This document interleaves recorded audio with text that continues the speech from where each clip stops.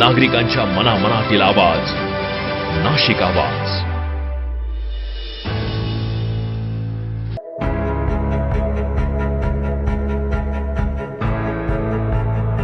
नाशिकमध्ये भाजपचा डाव यशस्वी.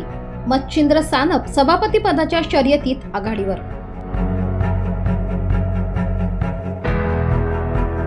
नाशिक महापालिकेच्या स्थायी समिती सभापती पदासाठी भाजपकडून मच्छिंद्र सानप यांच्या नावावर अखेर शिक्कामोर्तब करण्यात आले. मुंबईतील प्रदेश कार्यालयातून आज दुपारी त्यांच्या नावाची अधिकृत घोषणा करण्यात आली आहे.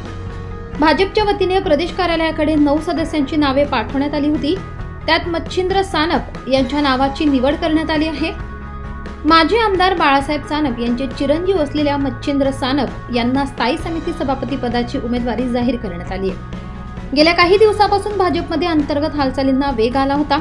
उपमहापौर पदासाठी अर्ज दाखल करून नंतर माघार घ्यावी लागलेल्या मच्छिंद्र सानप यांना आता स्थायी समिती सभापती पदाची संधी देण्यात आली आहे. या निर्णयामुळे पक्षातील राजकीय समीकरणांवर पडदा पडला असून चर्चांना पूर्णविराम मिळाला आहे.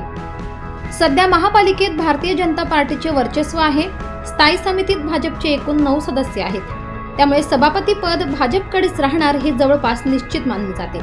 सभापती पदासाठीची निवडणूक बुधवारी म्हणजेच 25 तारखेला होणार असून आज उमेदवारी अर्ज दाखल करण्यात येणार आहे. विरोधी पक्षांकडे पुरेसे संख्याबळ नसल्यामुळे उमेदवारी अर्ज दाखल न झाल्यास ही निवडणूक बिनविरोध होण्याची शक्यता आहे. त्यामुळे मच्छिंद्र सानप यांची निवड जवळपास निश्चित मानली जाते. नाशिक महापालिकेवर भाजपचा ताबा, स्थायी समिती सभापती पदावर मच्छिंद्र सानपांचा कब्जा.